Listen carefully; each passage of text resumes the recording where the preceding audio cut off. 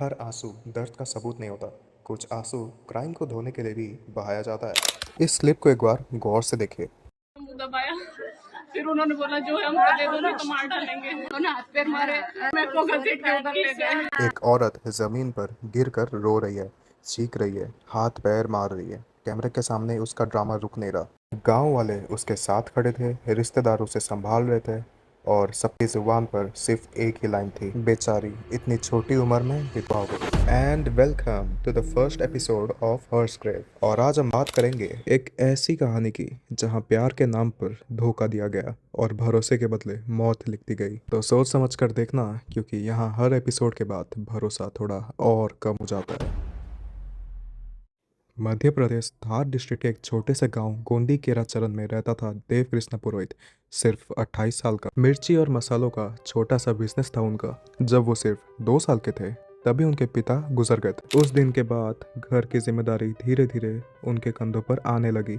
परिवार में ज्यादा लोग भी नहीं थे, बस माँ, एक बहन और देव कृष्णा। सीधा साधा आदमी था, ना किसी से झगड़ा दुश्मनी, ना कोई ऐसा इंसान जो उसकी जान लेना चाहे। बट 8 अप्रैल 2026 की रात देव कृष्णा अपने कमरे में सो रहा। फिर अंधेरे में किसी ने उसके सर पर इतना जोर से वार किया, इतनी गहराई से कि वो ना पूरी तरह जाग पाया ना चीख पाया। एक ही अटैक ने उसे ऑलमोस्ट पैरालाइज कर दिया। उसे हॉस्पिटल ले जाया गया, लेकिन रास्ते में ही देव कृष्णा ने दम तोड़ दिया। पूरा गांव हैरान था, पुलिस कंफ्यूज थी और उसकी बीवी सबसे ज्यादा रो रही। जब लोग देव कृष्णा के घर पहुंचे, उन्होंने देखा कि उसकी बीवी प्रियंका आंगन में पड़ी थी। हाथ बंधे हुए थे, पैर बंधे हुए थे। वो चीख रही थी, तड़प रही थी, जैसे खुद भी किसी हमले की शिकार बनी। जैसे ही गांव वालों ने उसको खोला, प्रियंका टूट कर रो पड़ी। हिचकियों के बीच वो एक एक बात सबको बताने लगी। उसने कहा, रात को कुछ अनजान लोग घर में घुस आए। उन्होंने पति पत्नी को अलग अलग कमरों में बंद कर दिया। जब देव कृष्णा ने मुकाबला करने की कोशिश की, तब उन लोगों ने उस पर जानलेवा हमला कर दिया। और सिर्फ इतना ही नहीं, प्रियंका के मुताबिक चोर घर से 3 लाख के गहने और 50,000 रुपए कैश भी लूट कर ले गए थे। गांव में ये खबर आग की तरह फैल गई। लेकिन अगर तुमने ध्यान दिया हो, प्रियंका की कहानी और देव कृष्णा की लाश जिस हालात में मिली थी, दोनों एक दूसरे से मैच नहीं कर रहे थे। कहीं ना कहीं कहानी में एक अंधेरा झूठ छुपा हुआ था। लेकिन प्रॉब्लम ये थी कि कैमरा के सामने प्रियंका इतना रो रही थी, इतनी बुरी तरह बिखर चुकी थी कि किसी का भी दिल भर आया। लेकिन असल में यह सिंपैथी, यही दुख, यही बेचारापन प्रियंका का सबसे बड़ा वेपन था। अब वक्त था पीछे जाने का। ये सब शुरू हुआ था प्रियंका की शादी के दिन से। प्रियंका की शादी देव कृष्णा से तब करवा दी गई थी जब वो सिर्फ 15 साल की थी। एक बच्ची जिसे खुद जिंदगी समझने का वक्त नहीं मिला था, उसकी जिंदगी का फैसला दूसरों ने कर दिया था। लेकिन जैसे अक्सर ऐसे रिश्तों में होता है, शादी के बाद भी दोनों साथ नहीं रहे। कुछ साल बाद जब प्रियंका 18-19 साल की हुई, उसके घर वालों ने कहा, अब वक्त आ गया है, अब तुम्हें ससुराल जाना होगा। लेकिन प्रियंका ने सीधा मना कर दिया। उसने कहा, मैं नहीं जाऊंगी, मैं उसे जानती तक नहीं हूँ। ये सिर्फ एक जवाब नहीं था, ये उसके अंदर चल रहा किसी और कहानी का सिग्नल था। कुछ लोगों के मुताबिक उस वक्त तक प्रियंका की जिंदगी में कोई और आ चुका था, और वो देव कृष्णा नहीं था। चाहे रीजन प्यार था, मजबूरी थी या बगावत, पर एक बात साफ थी, प्रियंका उस घर में जाना नहीं चाहती थी। लेकिन फैमिली का प्रेशर इतना ज्यादा था कि आखिरकार उसे झुकना पड़ा।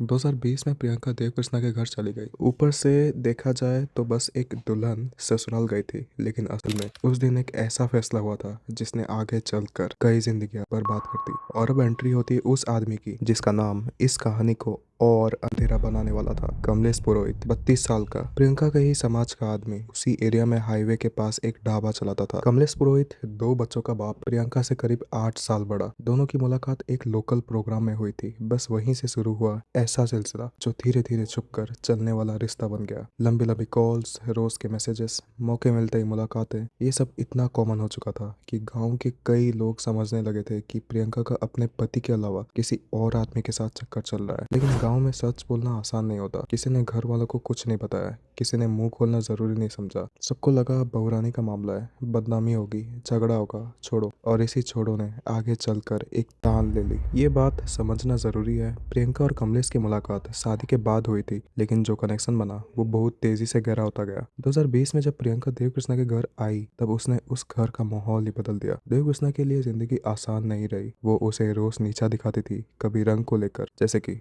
तुम काले हो, कभी पैसों को लेकर, बस इतना ही कमा पाते हो, कभी अपनी खूबसूरती को हथियार बनाकर। तुम मुझे डिजर्व ही नहीं करते। देव कृष्णा मसालों का काम करता था। दिन भर धूप में घूमता, माल उठाता, मेहनत करता। हाथ अक्सर मैले रहते थे, चेहरा थका हुआ रहता था, रंग सांवला पड़ गया था। एक समझदार बीवी शायद ये देखती कि उसका पति घर के लिए खून पसीना बहा रहा है, लेकिन प्रियंका ने सिर्फ कमियां देखी। सबसे खतरनाक बात यह थी, जब वो अपने पति को जलील कर रही होती थी, उसी वक्त छुपकर अपने लवर से घंटों बात करती थी। एक दिन यही फोन कॉल से झगड़े की वजह बन गई। देव कृष्णा को शक हो चुका था। वो देखना चाहता था कि आखिर इतने देर तक प्रियंका किससे बात करती है। उसने उससे फोन मांगा और जो आगे हुआ उसने सब कुछ बदल दिया। जब देव कृष्णा ने फोन मांगा तो प्रियंका ने सीधा मना कर दिया। उसने ठंडे लहजे में कहा, जो करना है कर लो। ये सिर्फ इनकार नहीं था, ये एक चैलेंज था। घर वाले सब देख रहे थे, हर नज़र समझ रही थी कि कुछ तो गलत है। लेकिन फिर वही पुरानी सोच सामने आ गई, अगर बात बाहर गई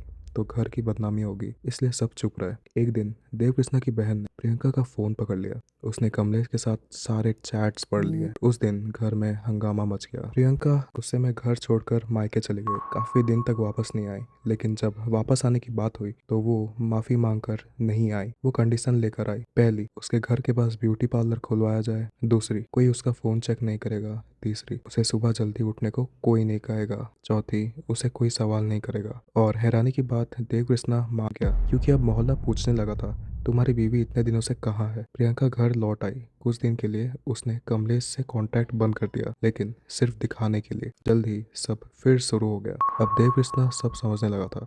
वो पूछने लगा, क्या चल रहा है।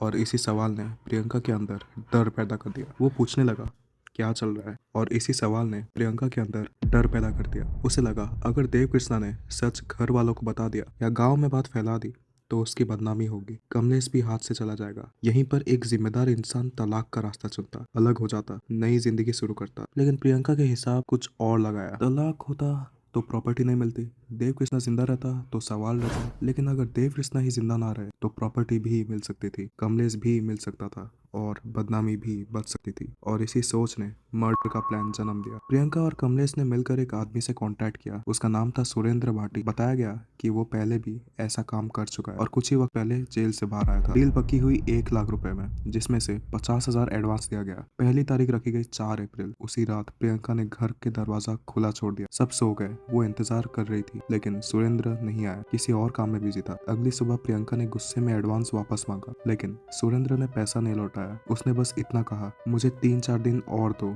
इस बार मेरा निशाना नहीं झुकेगा। फिर नई तारीख तय हुई, 7 अप्रैल, और एक और शर्त रखी गई। उस रात प्रियंका किसी को भी कॉल नहीं करेगी, क्योंकि अगर कॉल रिकॉर्ड चेक होता या पुलिस नंबर ट्रेस करती तो पूरा राज वही खुल जाता। 7 अप्रैल की रात प्रियंका ने घर वालों को खाना परोसा। सबने खाना खाया और अपने अपने कमरे में चले गए। जब उसे यकीन हो गया कि उसकी सास और ननंद सो चुकी है, वो चुपके से उनके कमरे के पास गई।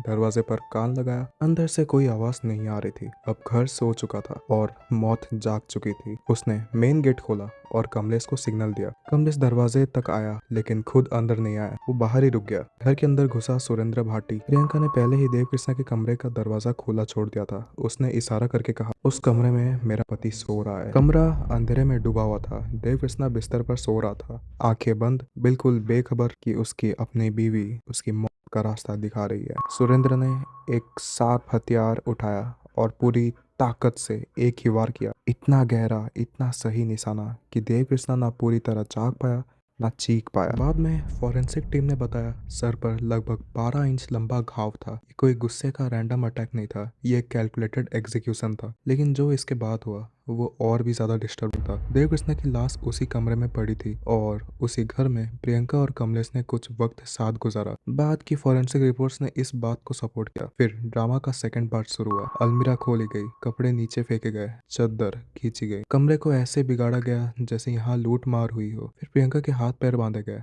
और कमलेश और सुरेंद्र वहां से निकल गए। करीब 10-15 मिनट बाद प्रियंका चीखने लगी, बचाओ बचाओ, मुझे मार रहे हैं, मेरे पति को मार दिया। उसकी ननंद और सास भागते हुए हुए बाहर आई। जो सीन उन्होंने देखा उससे उन्हें लगा कि घर में चोरी और कत्ल हुआ है। पुलिस तुरंत पहुंच गई। Senior officer, dog squad, cyber team सब लग गए। शुरू में केस लूटमार के एंगल से रजिस्टर हुआ, लेकिन जैसे जैसे इन्वेस्टिगेशन बढ़ी सच ने अपना सर उठाना शुरू किया। पहला सवाल, अगर चोरी हुई थी तो फोर्स्ड एंट्री कहाँ थी? ना दरवाजा टूटा था, ना ताला टूटा था, ना घुसने के निशान थे। दूसरा सवाल, जो लूट का सीन दिखाया गया था वो बिल्कुल फेक लग रहा था। कपड़े हैंगर से निकाल कर फैला दिए गए थे। असली चोर ऐसे काम नहीं करते। तीसरा सवाल, 12 इंच का घाव। फॉरेंसिक टीम ने तुरंत समझ लिया ये वार एक सोए हुए इंसान पर हुआ है। अगर देवकृष्णा ने फाइट बैक किया होता तो स्ट्रगल मार्क्स मिलते, बॉडी पर रेजिस्टेंस होता, लेकिन कुछ भी नहीं था। मतलब प्रियंका की कहानी झूठी थी। और सबसे बड़ा झटका तब लगा जिन गहनों और कैश की चोरी का क्लेम प्रियंका कर रही थी वो सब घर का अंदर ही मिल गए। अब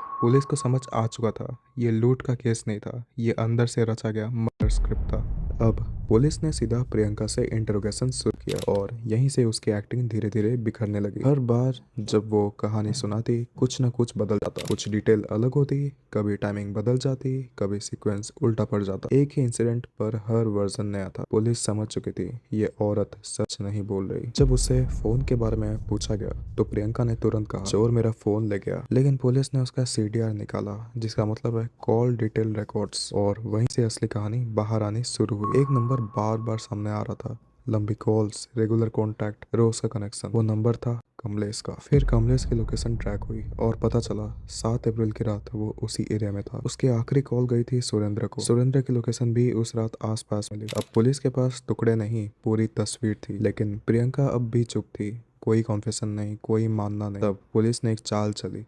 उन्होंने प्रियंका के सामने कहा हमने सुरेंद्र को पकड़ लिया है। उसने सब सच बता दिया। ये एक ब्लफ था क्योंकि उस वक्त सुरेंद्र अब भी फरार था। लेकिन झूठ बोलने वाली पुलिस के झूठ से टूट गई। करीब 6 घंटे के अंदर प्रियंका बिखर गई और उसने पूरी साजिश कबूल कर दी। एसपी ने पब्लिक स्टेटमेंट दिया ये लूट का केस नहीं था, ये एक प्लान्ड कॉन्स्पिरेसी थी जहां एक बीवी ने अपने आशिक के साथ मिलकर सुपारी किलर बुलाया और अपने पति को मरवा दिया। कस्टडी में प्रियंका का रवैया रिपोर्ट्स के मुताबिक उसने कहा मुझे कोई अफसोस नहीं है। कभी कभी जुर्म से ज्यादा खौफनाक होता है जुर्म के बाद का सुकून। जब तक ये केस सामने आया सुरेंद्र अब भी फरार बताया गया था। पुलिस उसकी तलाश में लगी थी और लोगों को ये कहानी कुछ जानी पहचानी लगी क्योंकि पैटर्न वही था, पति, lover, murder plan, fake robbery story, camera के सामने आंसू। नाम अलग थे, स्क्रिप्ट पुरानी थी, लेकिन इस केस में एक और गहरा एंगल था, बाल विवाह। 15 साल की उम्र में शादी, बिना चॉइस, बिना समझ, बिना मर्जी। ये समाज का फेलियर है जब बच्चों की जिंदगी का फैसला उनसे पूछे बिना कर दिया जाता है। लेकिन एक और सच भी है, मजबूरी और गलत सिस्टम के बाद भी इंसान के पास चॉइसेस होती है। प्रियंका के पास भी थी। वो अलग हो सकती थी, तलाक ले सकती थी, नई जिंदगी शुरू कर सकती थी, पर उसने रास्ता चुना मौत का। और इसीलिए इस कहानी में सिर्फ एक कत्ल नहीं हुआ, ये भरोसा, रिश्ता और इंसानियत सब मारा गया। और आज का वीडियो आपको अगर अच्छा लगा तो सब्सक्राइब करना मत भूलेगा। मिलते हैं आपसे नेक्स्ट वीडियो में।